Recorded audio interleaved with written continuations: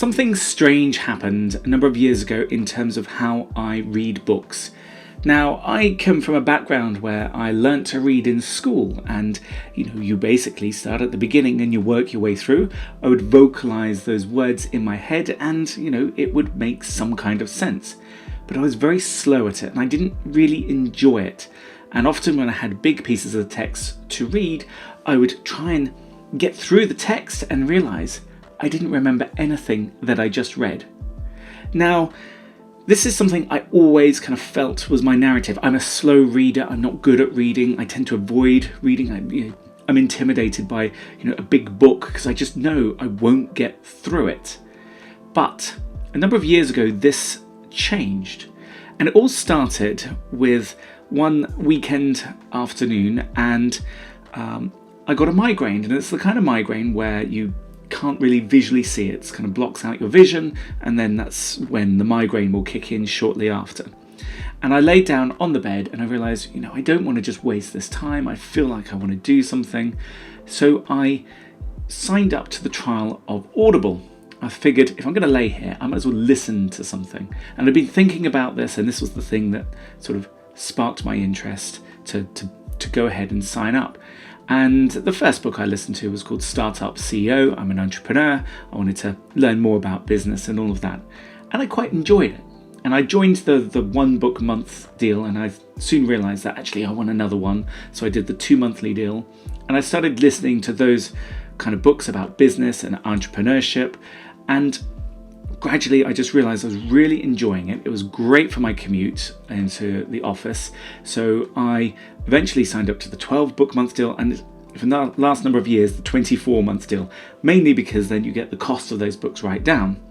And when I had that sort of access to all these audiobooks, which didn't require that active concentration of reading, I didn't have to worry about becoming better at reading. It was very easy to listen, and when I'm driving, it's a great opportunity to use that time constructively. So I realized I started listening to books that I wouldn't normally have considered. I had access to 24 books in a year, so I could try out other books. Maybe I'll get them on a 2-for-1 deal and things like that. And this is where the change started happening. It started to sort of rewire my mindset. I was hearing these stories and I was hearing these insights and these ideas, and I was going into things that were very informative and deep, whether it's about neuroscience or about biology, and I loved it. And I realized that 2 things happened. One, when I was now presented with a situation where it calls on some kind of foresight of the consequences of that situation, I had heard a story in a book that I can apply to it. I had heard an idea from an entrepreneur or a doctor or someone who's looked at it in a certain way and can ask questions in a more deep and meaningful way. So I found that my ability to navigate my career was suddenly becoming easier, and I could spot things that I just wouldn't have been able to spot before. And the second thing that really surprised me is that I started to become happier as I touched on books that sort of introduced the spiritual side and the kind of psychology side. It helped me identify the things that are going on in my life that would normally stress me out, but I can kind of chill out about it. And when I started listening about the Stoics and Stoicism, I could immediately apply that to the stresses in my day and suddenly be more appreciative and grateful. And all that is thanks to how I was consuming books. So along comes 2020, and I realized that actually, part of what I love doing is teaching. I love sharing. When I find something that's really insightful and valuable and enjoyable, I want to give that to the next person. I want to pay it forward. And I started realizing that, yes, I'm listening to these books, but I can't remember the stories. I can't remember the facts. I can't say who said what and when. And it meant that in order to teach, I needed to be more concrete in how I capture that knowledge and information. And quite frankly, there's no easy way to do that. But 2020 came along, and that's when I learnt about the Zettelkasten Note-Taking method.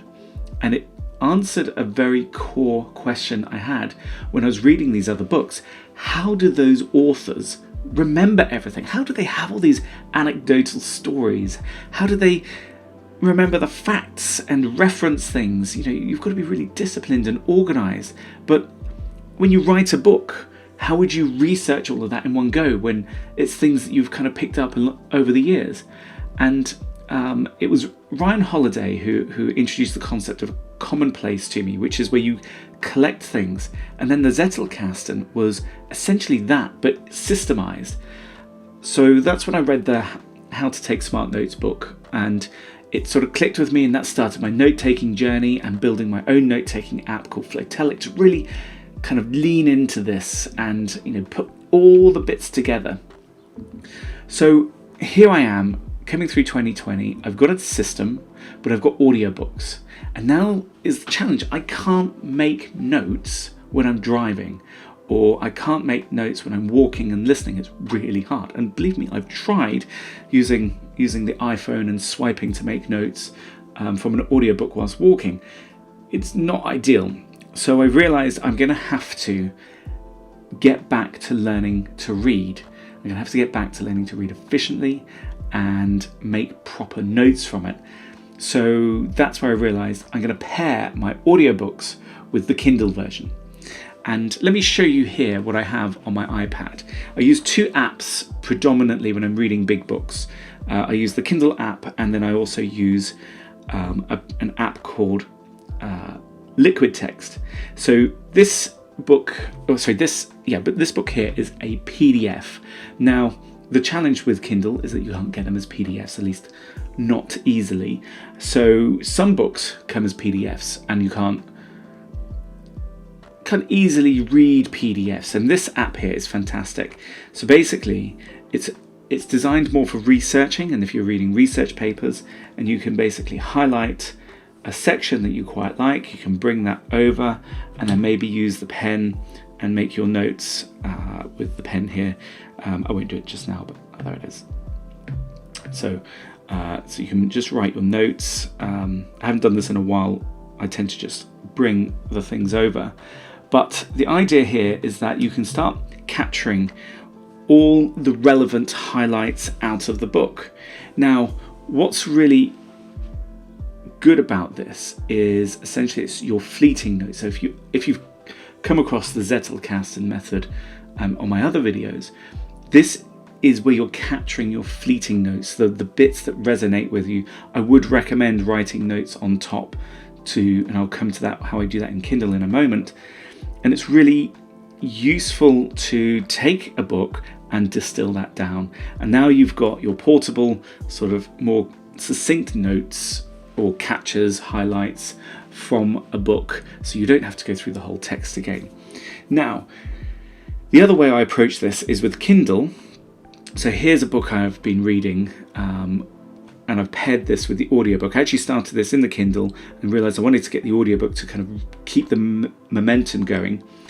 And the way I approach this is as I read, anything that resonates me, that stands out as I want to capture this, it's kind of a useful thing that I could talk about and it helps me understanding, but also things that spark an idea based on the other books that I have read, other articles, other videos, or maybe it has sparked a similarity in something that's going on in my kind of daily challenges, whether it's through work or personal and things like that.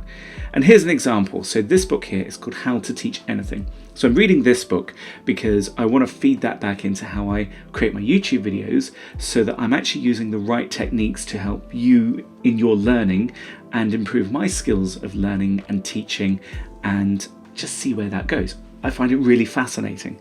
So there's a section here, I'll read it out, and it says, it's talking about the difficulties of teaching, and it says, as though in teaching there are always two lessons running in parallel, one concerning the actual material at hand, and the other running in the background, where the student is learning discipline, stamina, self-regulation as they move through the process of learning.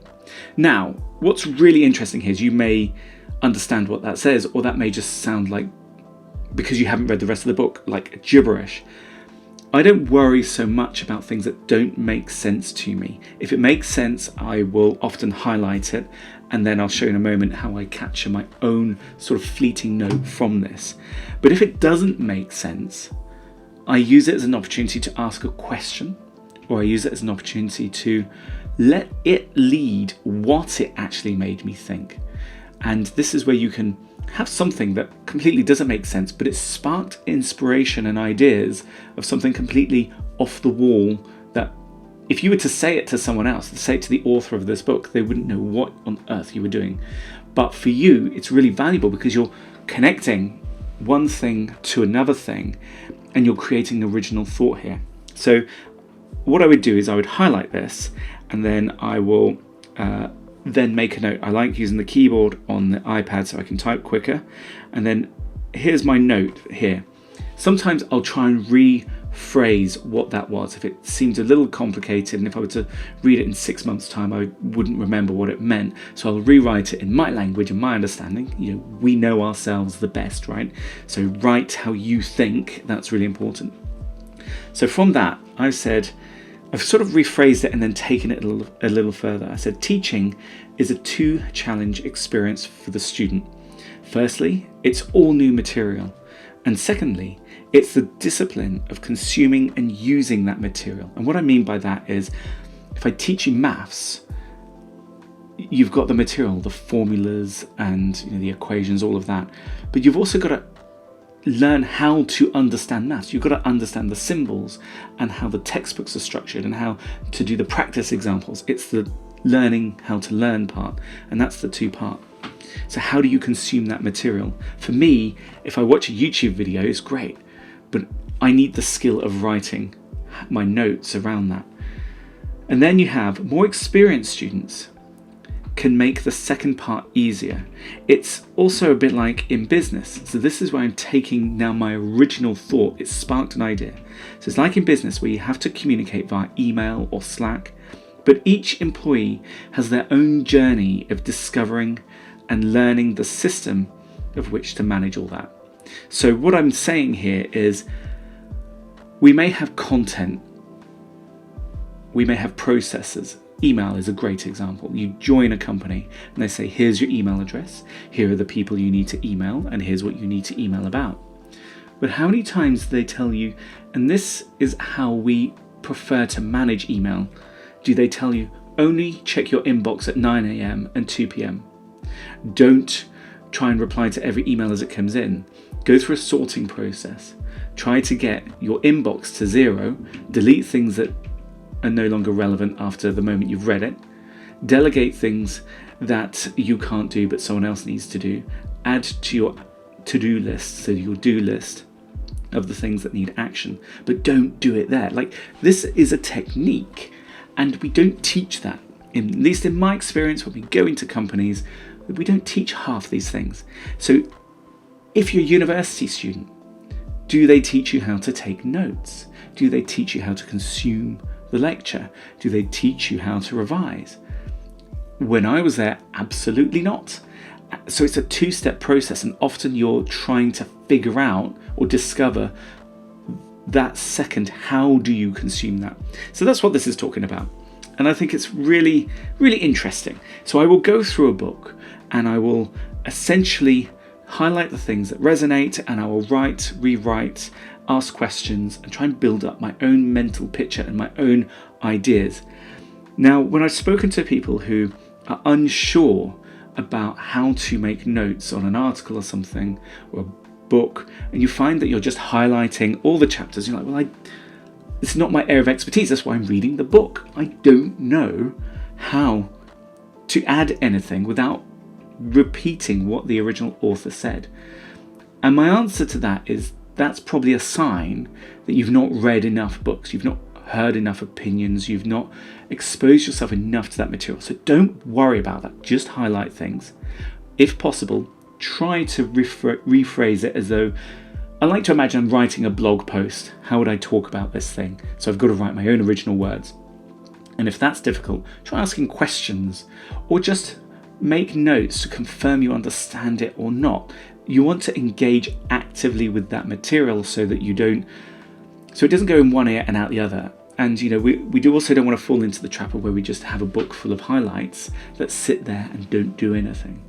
So what I would then do here is, once I've got all these highlights, and I won't show this process at the moment because I'm still going through my backlog of things that I've read prior to learning all these techniques, is I would follow the Zettelkasten way. So I would take these notes, these are my fleeting notes, and then I would start to create the atomic notes, what we call literature notes of each one, so that I remove some of the repetition, that I go back and really consider whether my understanding at the time I read the first part of the chapter to the end of the chapter, that it's still current and that I've not, the aha moment, now I understand what the author's trying to say.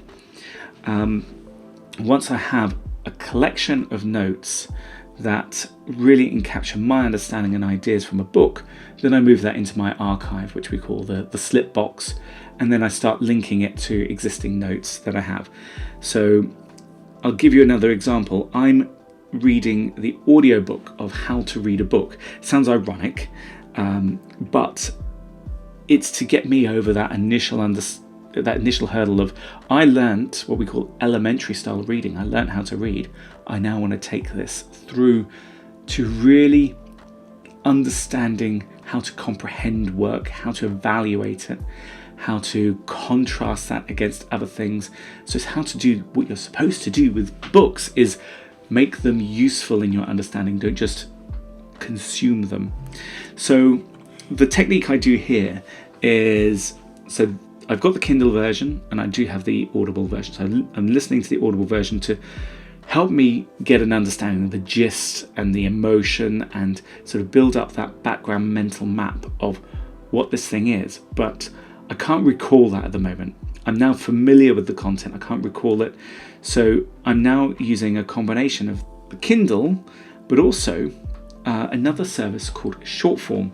So this company is essentially a book summarization service, but with their own spin on it. So if I bring over here, this is Shortform, and they have tons of books. Lots of them are the ones that I have listened to and want to listen to or read. And at the moment I'm going through How to Read a Book and their summary. So I've listened to the audiobook and now I'm saving myself that time, because I am a slow reader and I don't have necessarily the discipline to be reading when I've got other things going on. But this is their essentially summary notes of it.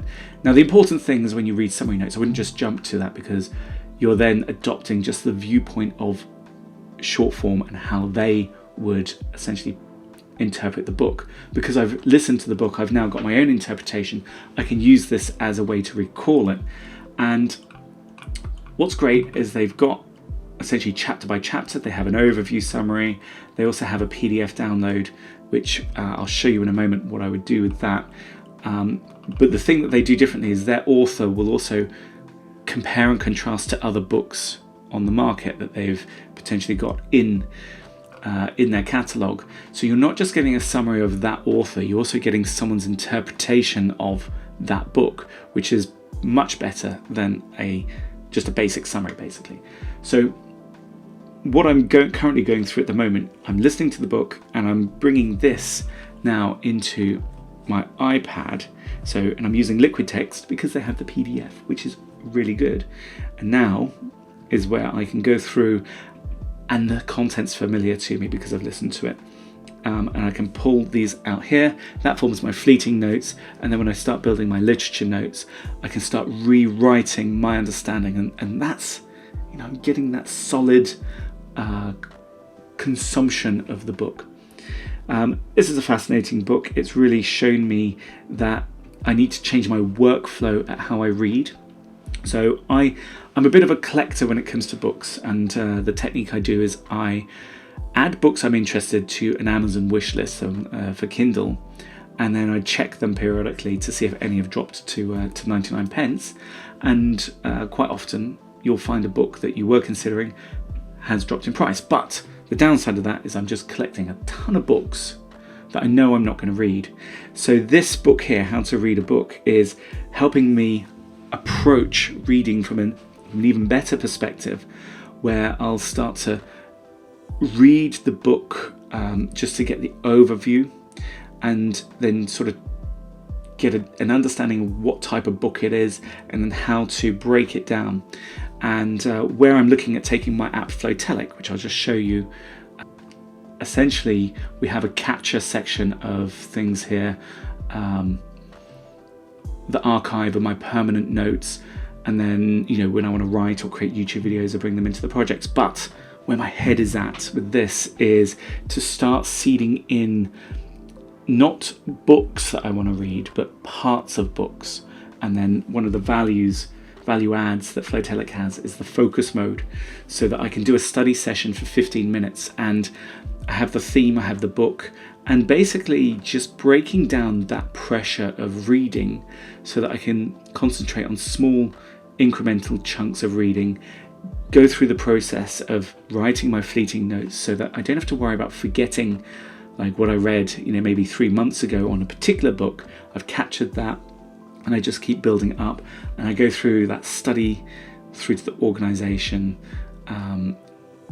all the way through to, you know, creating my own original work from this, and my understanding and you know, aligning with my bigger why of trying to inspire a generation of thinkers and doers. And part of that is sharing the techniques of how to consume knowledge, but also the value in the knowledge that I've learned and pay that forward. So that's where I'm at with this. But yeah, this video is to show that workflow of how I consume books, that transformation that I've had. I am happier and I feel way more prepared for a lot of things that I wouldn't have been prepared for before, whether that's in business or on a personal level. So I'm an autodidact. I will always love, you know, the idea of consuming new knowledge and using that in some kind of way. So if this is of interest to you and you want to follow the journey of the app, then by all means go to join.flowtelic.com, and there you can sign up to the waitlist. You can play with the beta, and I'm working on new features continuing in the background. Some take a bit longer than others, but that's just the way things go. And we also have a private community as well, which is free to join, where you can talk about your challenges with your learning and your reading, share the things that work for you, and feedback on the app and this YouTube channel. So that's really good. That's the link will be in the description for that, to join the community. And of course, I've worked with Shortform. So if you want to check out Shortform, and you do indeed end up signing up, and you want to support the channel, then do please use my affiliate link, and that would be very appreciated. So there you go. That's the end of, you know, how I read books, and hope it's been useful. Share your thoughts in the comments below, and catch you in the next one.